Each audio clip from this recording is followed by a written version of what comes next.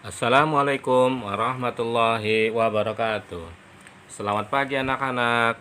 Selamat datang di channel Rahmat MM. Apa kabarnya anak-anak semuanya? Pak Guru berharap anak-anak dalam keadaan baik, sehat, dan siap belajar. Kita akan belajar di tema 3, benda di sekitarku. Subtema 3, perubahan wujud benda, pembelajaran yang kedua. Mari anak-anak kita belajar dengan penuh semangat. Mohon dibuka bukunya anak-anak pada halaman 132. Sebelumnya anak-anak marilah kita berdoa menurut agama dan kepercayaan masing-masing. Berdoa mulai. Selesai. Baiklah anak-anak, pada halaman 132. Pembelajaran kedua, asiknya membuat es krim. Pernahkah kamu mencicipi es krim? Rasa es krim bermacam-macam. Es krim terasa segar jika dinikmati di siang hari yang panas. Anak-anak, lakukan percobaan berikut ini secara berkelompok. Alat dan bahan. Yang pertama, 2 buah kantong plastik dengan perekat. 1 berukuran besar dan 1 lagi berukuran sedang. Yang kedua, handuk kecil atau sarung tangan. Yang ketiga, 300 ml krim segar atau susu atau santan. Yang keempat, 2 sendok makan gula pasir. Yang kelima, 6 sendok makan garam batu. Yang ketujuh, 2 mangkok es batu berbentuk dadu. Anak-anak, langkah cara membuat es krim. Langkah pertama anak-anak, campurkan susu atau santan segar dan gula ke dalam kantong plastik yang berukuran sedang. Rekatkan ujung plastik dan pastikan plastik benar-benar rapat. Yang kedua, anak-anak, masukkan potongan es batu dan garam ke dalam kantong plastik besar. Kocok sebentar agar es batu dan garam tercampur. Yang ketiga, masukkan kantong plastik sedang yang berisi susu atau santan ke dalam kantong plastik besar yang berisi es batu dan garam. Kemudian, tutup dengan rapat perekatnya pada plastik besar. Langkah yang keempat, kocok dan pijat kantong plastik tersebut selama 10 menit. Gunakan handuk atau sarung tangan agar tidak terlalu dingin ketika disentuh. Langkah yang kelima, anak-anak, keluarkan kantong plastik sedang, kemudian bersihkan atau lap dengan kain yang menghilangkan garam yang menempel. Yang keenam, buka kantong plastik tersebut dan tuang ke dalam gelas atau mangkuk saji. Es krim siap dinikmati. Baiklah anak-anak, Bapak lanjutkan.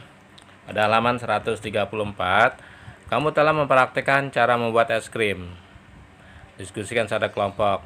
Anak-anak, untuk pembuatan es krim, anak-anak bisa mencobanya di rumah. Kemudian nomor 1 ada pertanyaan anak-anak. Ada 6 pertanyaan. Apa wujud susu santan di awal pembuatan es krim?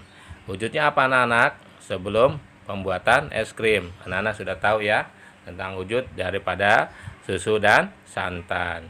Kemudian yang kedua, apa wujud susu santan di akhir pembuatan es krim? Nah, kalau sudah selesai pembuatan es krim, wujud susu santan itu berubah menjadi apa anak-anak? Kemudian nomor 3, 4, 5, dan 6 nanti dilanjutkan di C. Dan Bapak sudah membuat link soal pertanyaan buat anak-anak. Pernahkah kamu menyimpan air dalam plastik di lemari pembeku? Apa yang akan terjadi dalam beberapa jam? Tentunya air akan berubah menjadi es, bukan? Meskipun kamu membuka ikatan plastik itu ternyata es tidak akan tumpah. Mengapa demikian? Wujud air berubah dari air menjadi padat.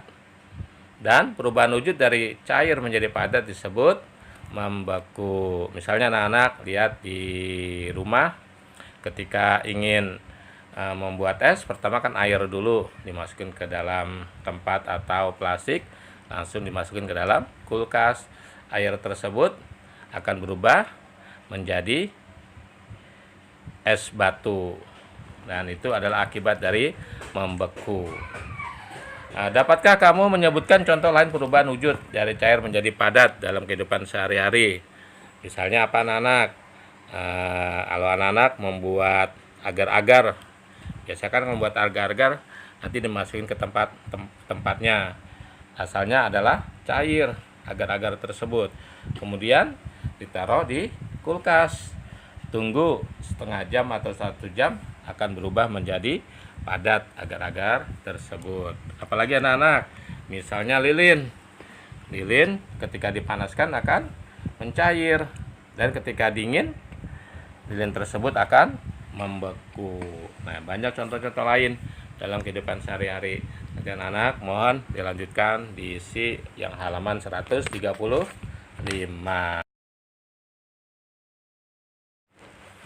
Baiklah anak-anak, pada halaman 136 kamu telah mengerjakan perbuatan S bersama kelompokmu atau di rumah ya anak-anak.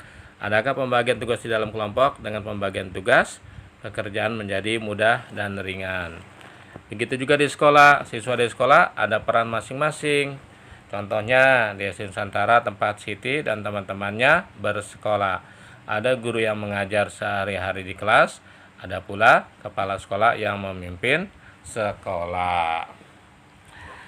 Kerjakan secara kelompok, carilah informasi tentang peran-peran yang ada di sekolahmu. Selain peran siswa, isikan hasilnya pada tabel berikut. Ini contoh misalnya peran guru kelas. Nah, peran guru kelas misalnya mengelola pembelajaran dan mengisi administrasi kelas. Terus peran kepala sekolah apa anak-anak? Nah, nanti mohon diisi ya. Terus ada peran apa lagi selain kepala sekolah? Di sekolah itu ada peran apa lagi? Pembagian tugas ya anak-anak perannya.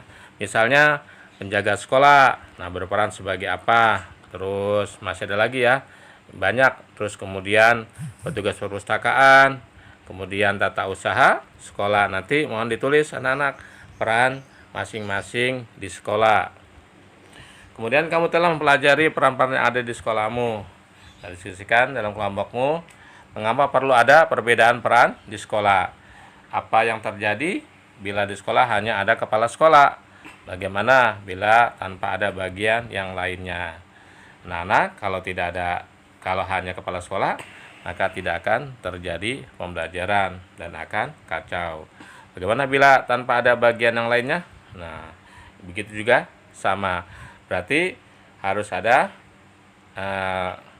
saling melengkapi sesuai dengan kemampuannya masing-masing, sehingga akan berjalan dengan lancar kegiatan di sekolah. Anak-anak, Bapak lanjutkan pada halaman 138.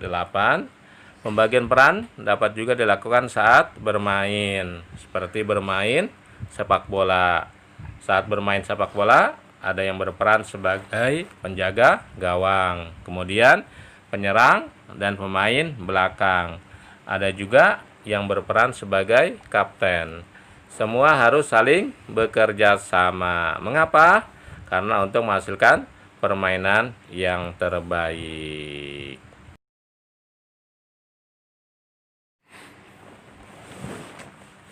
Demikianlah anak-anak pembelajaran pada pagi ini. Mudah-mudahan bisa dimengerti dan dipahami.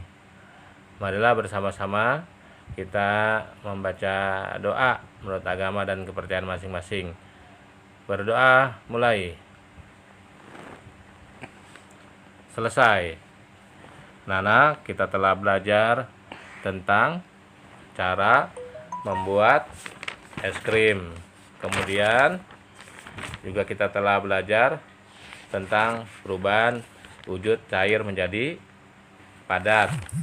Dan juga kita telah belajar tentang kerjasama serta peran masing-masing kita, seperti peran kita di sekolah sebagai ada yang berperan sebagai guru, ada yang berperan sebagai siswa, dan ada yang berperan sebagai kepala sekolah, serta berperan sebagai penjaga sekolah, dan ada peran-peran yang lainnya di dalam kegiatan sekolah.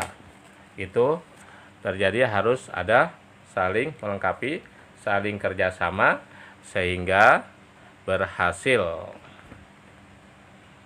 Assalamualaikum warahmatullahi wabarakatuh.